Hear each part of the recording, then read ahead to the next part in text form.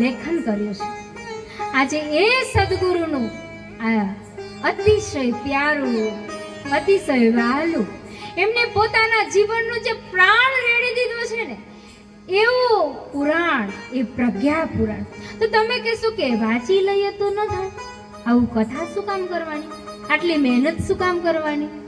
હે, કથા માટે કેટલી બધી મહેનત કરી હશે ભાઈઓ બહેનો એ થઈને, એમને એમ કથા ન થાય. ત્યારે આપણને એમ થાય કે આ કથા શું કામ?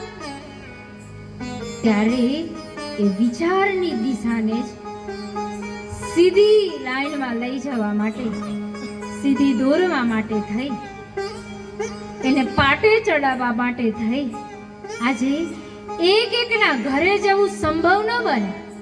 ત્યારે પરમ પૂજ્ય ગુરુદેવ આપણા સંતોએ આ કથા સત્સંગ એક એવી વ્યવસ્થા બનાવી કે અનેક લોકો અહીંયા બેસે અને એક સાથે માનવ મસ્તિષ્કની પરિષ્કરણની જે ક્રિયા થાય ને, એ સત્સંગમાં સંભવ છે. એ એમણે એમ સંભવ નથી, એ કથામાં થઈ શકે. એ માનવ મસ્તિષ્કની આ પરિષ્કરણની ક્રિયા કરાવવા માટે થઈ આપણે બેઠા છીએ.